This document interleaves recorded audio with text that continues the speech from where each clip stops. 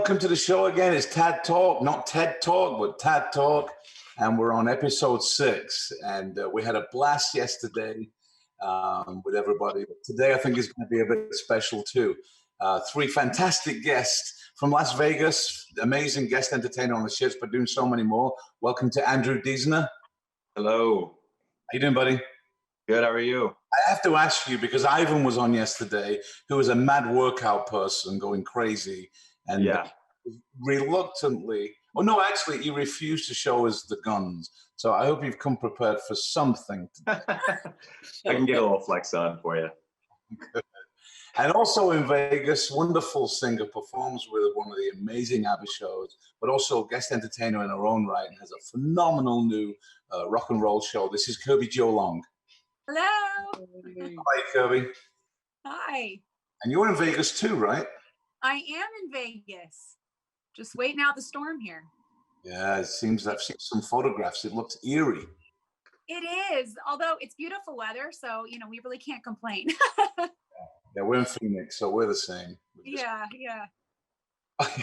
I'm just looking at the feed. I'm going to do that in a minute. And from a local grocery store in Anaheim, California, it seems, where he's the toilet. We've got the hilarious Chipper Lowell. How you doing, buddy? Hey, how's it going? Good to see everybody. The ones I can see.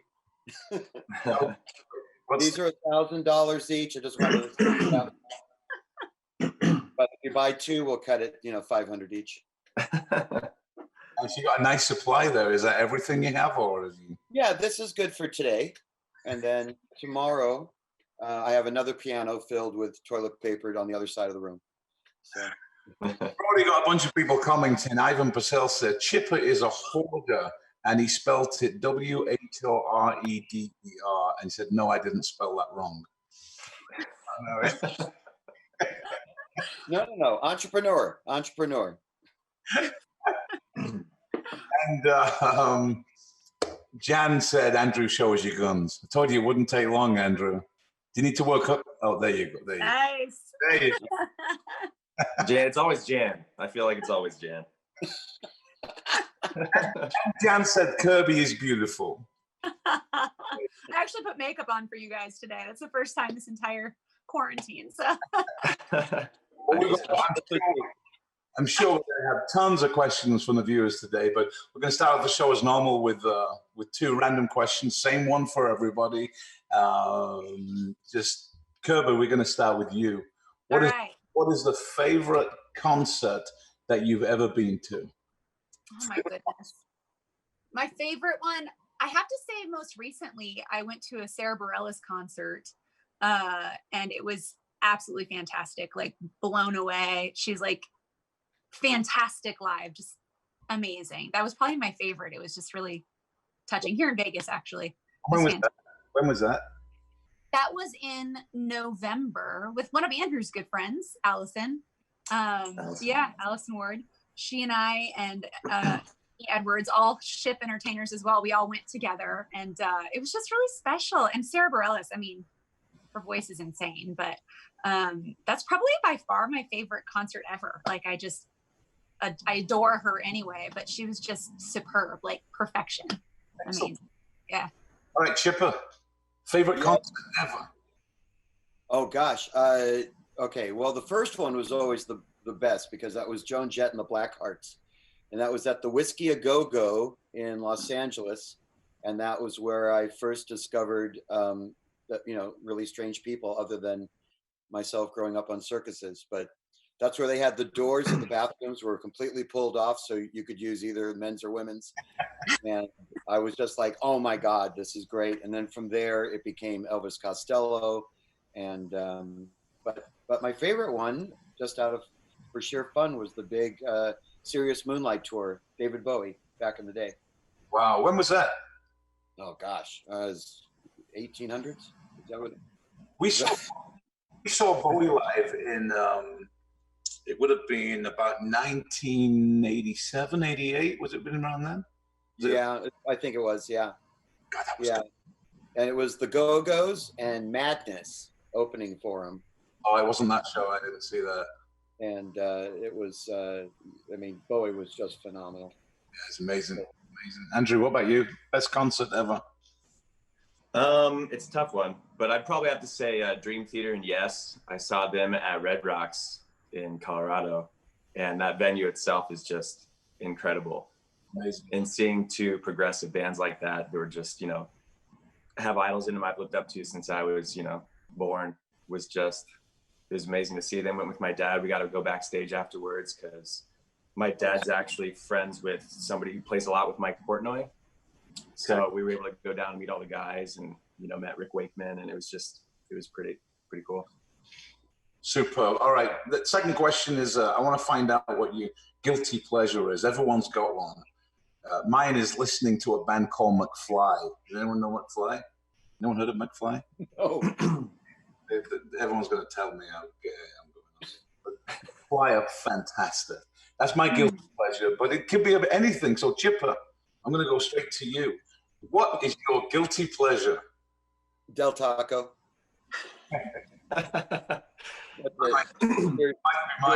Okay, Del Taco and then Gilmore Girls. Okay. Yeah. Nice. Wow. Kirby, guilty pleasure. Most recently, Tiger King. Please tell me you guys have seen it. Oh, Yes. Yeah. Oh man, that's and if we're talking about food, Raising Cane's, love it, So good. love it. Yeah. Brilliant. And just said it's insane on the viewers. Andrew, what about you? Guilty pleasure. Ariana Grande, I think. She's probably my guilty pleasure.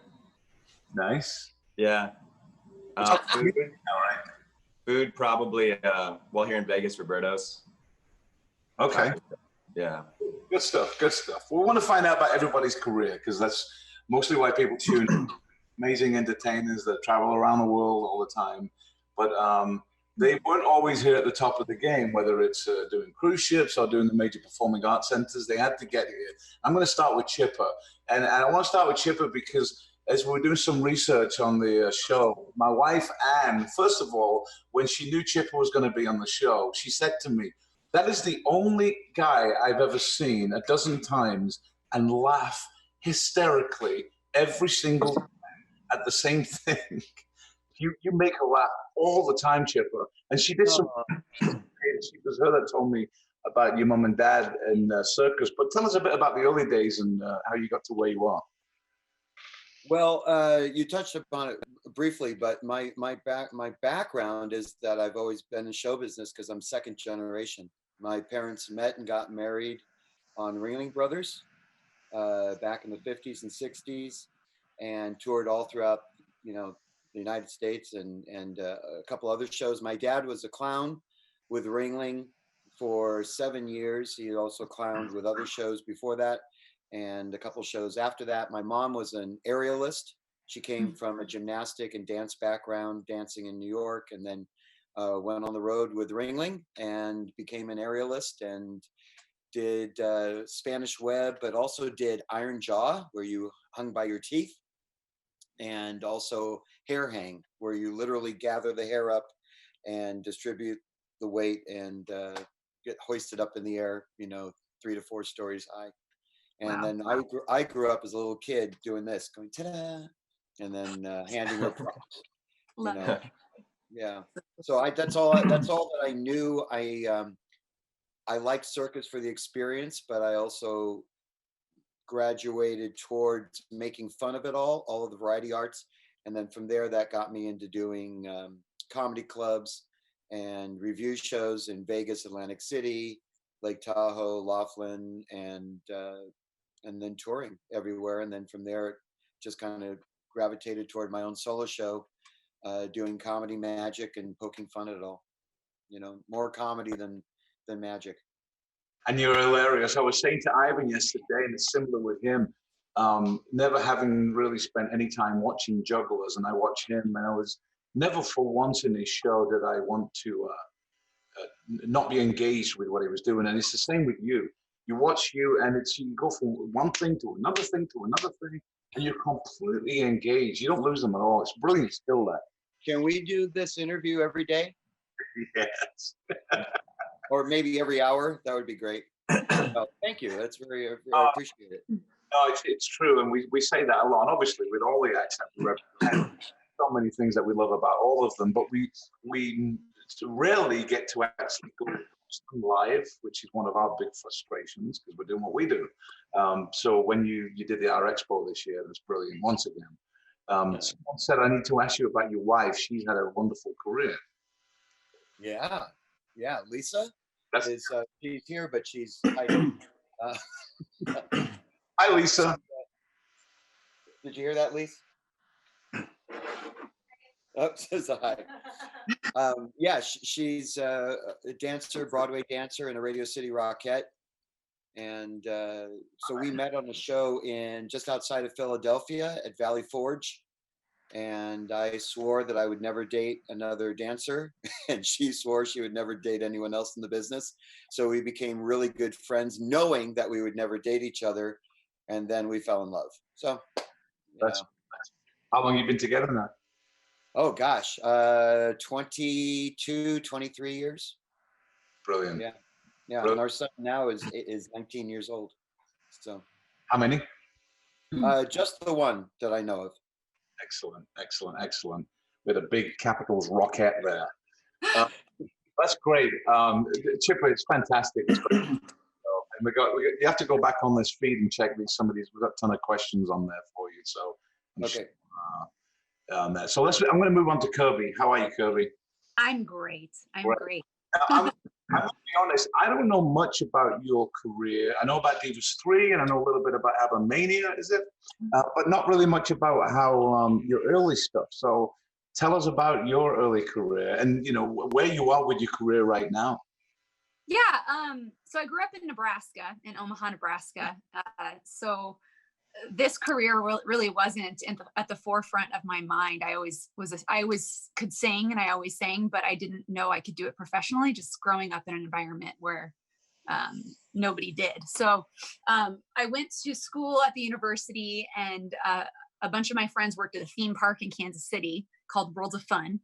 And so my first professional show that I booked ever was called Snoopy Rocks. And it's really fun.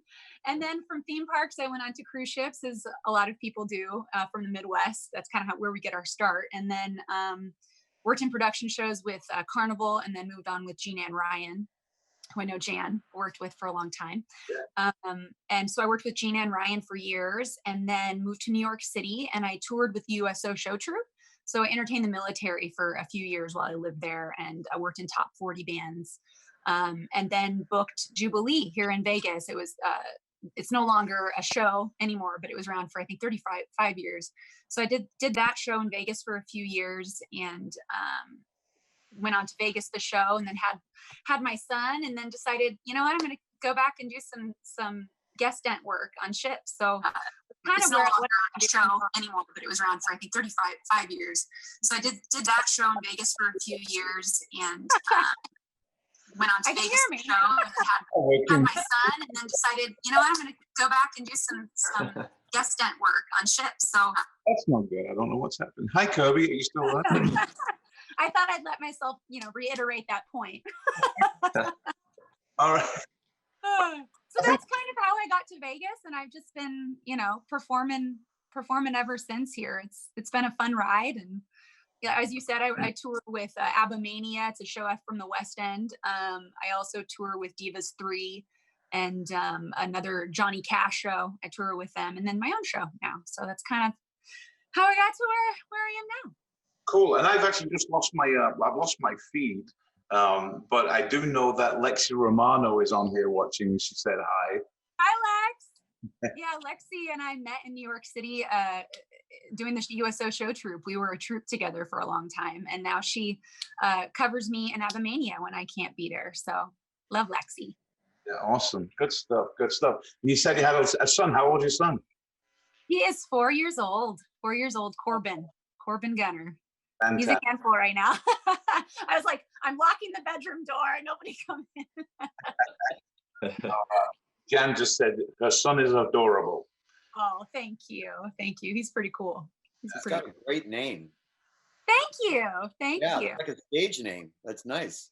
you know, we're planning for it. So. Love it. Hey, Andrew, how you doing, buddy?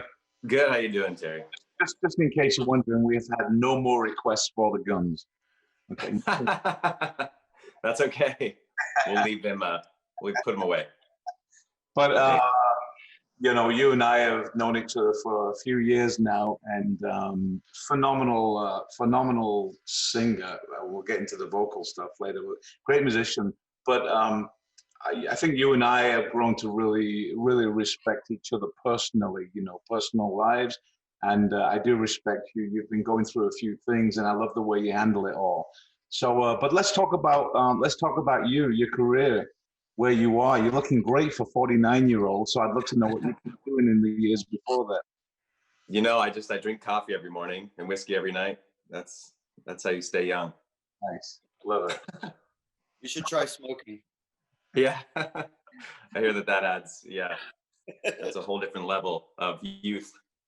Tell us about your early career, the singing. Yeah, so I actually started as a jazz musician. I played bass. That was my main instrument for years. I started on violin when I was a kid, so that got me started in music.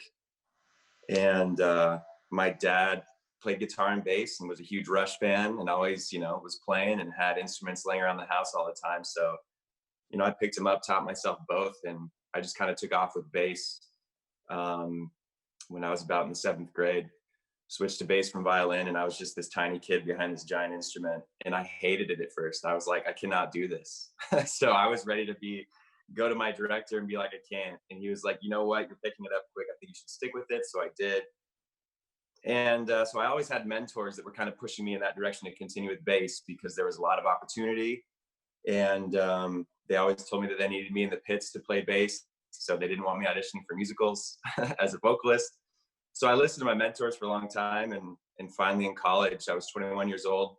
It was my senior year at Colorado State, and I switched my major to voice, just kind of on a, you know, I was like, screw it. I need to do what I want to do at this point. So I switched to voice because I knew I could kind of sing, but I didn't think that it was something that I could pursue, you know, 3 years into my degree and actually come out 4 years later and be good at it. So I think it kind of held me back at first, but once I switched my major and I was like deep into the opera world, I fell in love with you know, I was always a classical bass player as well. So I already loved the music, but singing it was just a whole different side of the game. I just loved the way it made me feel and the power and just the passion behind it. So I started singing opera in school and trained at Colorado State University for 4 years. And then when I graduated, I started auditioning for musicals. And I just wanted to start singing professionally. So I worked in Denver area a lot, in a lot of the theaters there. Ragtime was my first, you know, paid professional gig, which was a really great show. It had a really great theater, and it just kind of, you know, continued doing that for a while. I'd have jobs to kind of fill in between, because, you know, you can't really make a living off of $400 a month from Actors Equity. But so I was constantly, you know, just filling, you know, my calendar with other gigs. Ended up helping write a show called Motones versus Jerseys. So I started arranging at that point, doing a lot more of that, and started doing cruise ships shortly after as a cast member, actually, on Holland America Line. Yeah. And I would see acts like Yours come on. The feed. I've lost everybody's feed. We're just falling off. Do you guys still have me? Mm-hmm. Yeah, we have you. Although there you go. Yeah, I think we're having tech issues. Go back. Andrew, I'll do anything to shut you up, you see. I just lost Well, look, we're going to show the viewers a little bit just what Andrew sounds like. Let's run to video. Just go ahead, Ross, and hear that video. Don't be afraid, I can prove every word I say. I'm advertising love for free, but you can place your ad with me. Boys come around the time by the dozen, that ain't nothing but 10 cent loving. Hey, little thing, let me light your candle, cause mama, I'm sure hard to handle now. Gets around. Yeah, hard to handle now. Oh, baby. Comincia il canto, te voglio bene.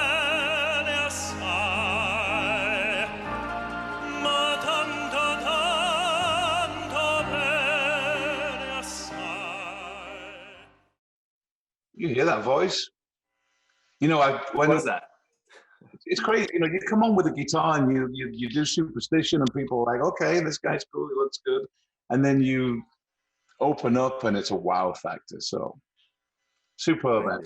Great, love watching you. Thank you. Phenomenal.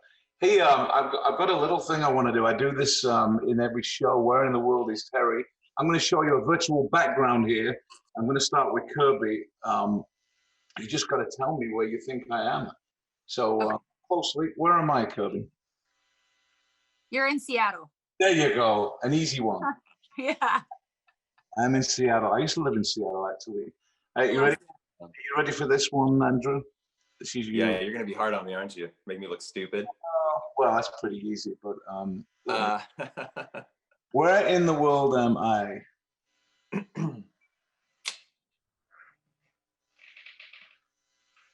I don't know. I've never been there. No. Which is anybody? It's Chicago? It's Anne's favorite place in the world to be. Anne's mountain. No. Anybody speak up, so I don't look. That is Dubai. Ah. That was going. Yeah. Dubai.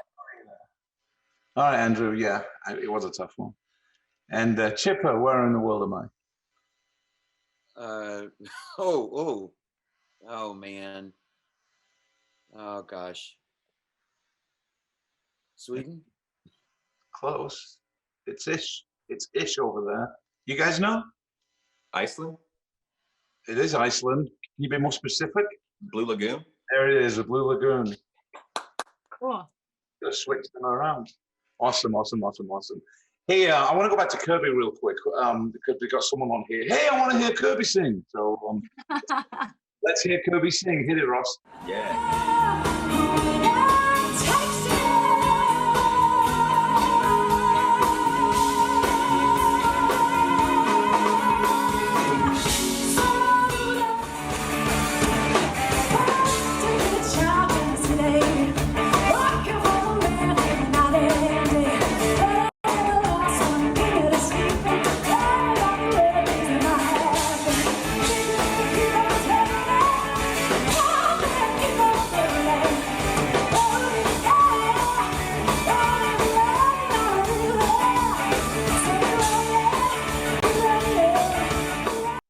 Fantastic, Kirby. Thank you. That's your new show, your rock show. I think some of it was filmed at the Smith Center, if I'm not wrong. And yeah. Some of the stuff down at the Expo's phenomenal. And you're the same as Chip. Once you get in front of that audience, they're right there in the palm of your hands. Just sitting. Sweet. Thanks, Terry. Fantastic. Hey, I've got a question I ask on every show. Our viewers always look forward to the answers to this. And this is how the question goes. You've got the next hour. And God knows we've got plenty to do in the next hour at the moment in quarantine. But you have the next hour to spend with two people, any two people, dead or alive, in one place anywhere in the world. Which two people would you choose? What would you talk about? And where would it be? So I'm going to put you on the hot spot, Kirby. Two people, one place, where and who? You know, I'm going to be kind of boring, and I'm going to say the people I'm spending my time with right now, my husband and my son. It's funny. Everyone keeps saying, "Oh, this is so boring," like being in quarantine. Like, and I'm just like loving life. Like, this is the best, and I would be right here with the two of them. Wow. Probably talk about Toy Story and all the things we talk about with our 4-year-old. Change anything. Yeah, I'm all things considered, I'm enjoying this time with them. And, you know, all of us travel so much for a living that having this time, it's so precious to us. So I would kind of just do exactly what I'm doing now and hanging out outside in the sun. Yeah. I like that. Andrew, what would you do? I'm going to be kind of boring too. Maybe it's not boring, but I've always really looked up to my parents. They've always been very supportive of me. And with these busy schedules, I don't get home to Denver a whole lot. As you kind of touched on, only during kind of family emergencies. But it'd be nice. They own property in South Park and have a cabin up there, just outside of Fairplay. So I'd probably go spend some time up there. Cool. catch up with them. Good for you. Yeah, best one. What about you, Chipper? I would spend time with both of their families. No, but it's actually not a lazy thing. I have to say exactly what she said. We are always on the road, and this time is literally like, wait, I get to wake up again in the same bed with my wife and our kid in the same house, and we are having a blast. I mean, it's, you know, times are tough economically, but in terms of family time, it's just been phenomenal. It's the best of everything. So yeah, I can't beat that. If it was a place, it would be great if we were you know, in New Zealand, because I absolutely love New Zealand, and I've done a couple tours there over the years, and planning to do another one, you know, in the next year or two. But that's my favorite place. But in terms of that, the other one would be to be a fly on the wall when my parents were younger, to see what their lives were like, you know, other than the stories they tell, just to see what that was like back then. But right now, family time is just the best thing in the world. And you know, it's funny because I think, so we've never had those answers. And we've basically got three of the same answers today. But I do think it's in. Well, the other people are really shallow. I mean, you know. I think what we're all going through, I think we're all going through the very same phase at the same time. This thing hits, you go, oh, it's going to be fine, we'll be okay. And then this thing hits, and it's like a week later, and it's starting to sink in. And then you start to hear of people your age, people in your industry, people in your circles that are being impacted by it. And all of a sudden, it happened to me last night. I was sat here, Anne and I went in the hot tub, which I never do. If anyone knows me, I get up at 5, I work, I come home at 10, I go to sleep. I do it 7 days a week, and we just go. But here I started realizing yesterday, you know, I need to make sure that this continues, that this carries on, because you start to not just do it, but I think you start to realize that, hey, I'm actually missing out. When things go back to normal, this should be normal. Find that balance, you know. So it's true. It's true. It's been a cool thing. Hey, Chipper, I know you've been on. You don't want to hear me sing? That was I do. My next. Don't make me sing. Don't make me sing.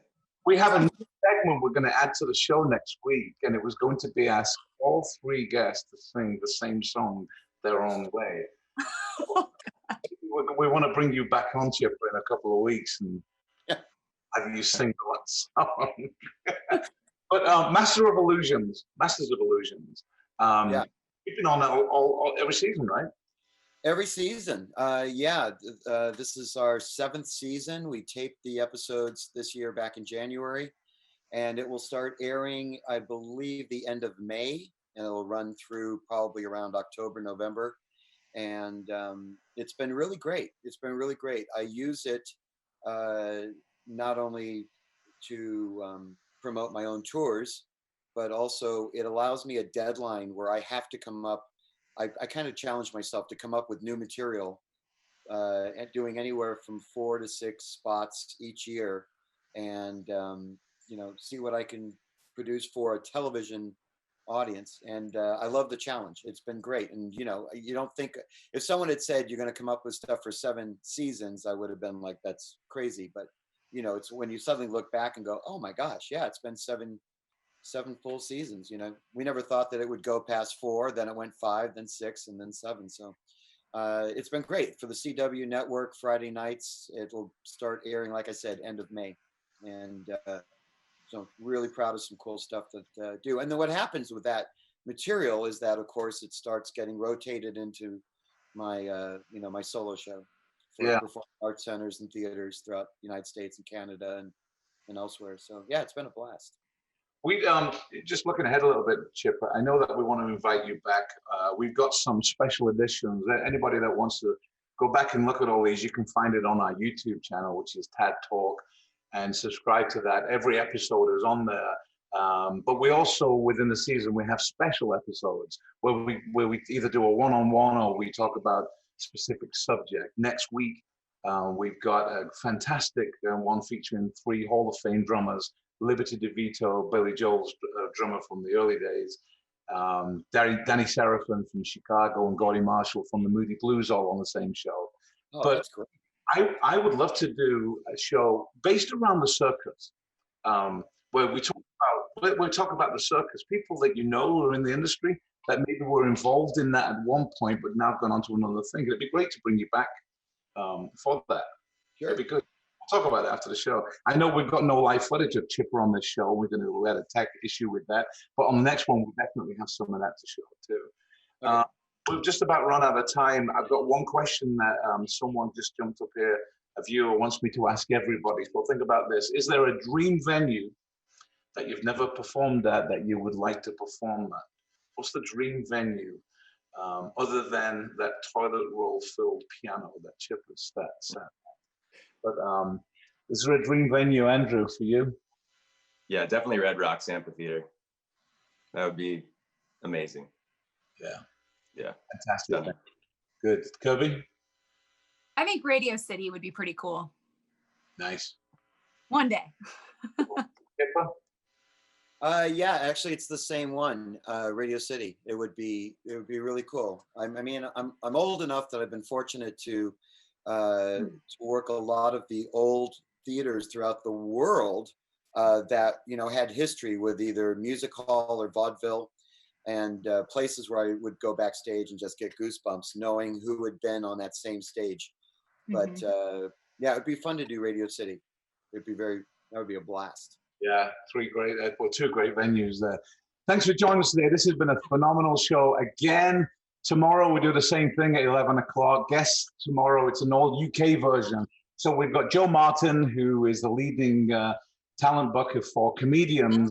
And she's actually tuned in today. So Joe, take a look at Chipper. He would do wonderful with UK audiences in the Performing Arts Centre market.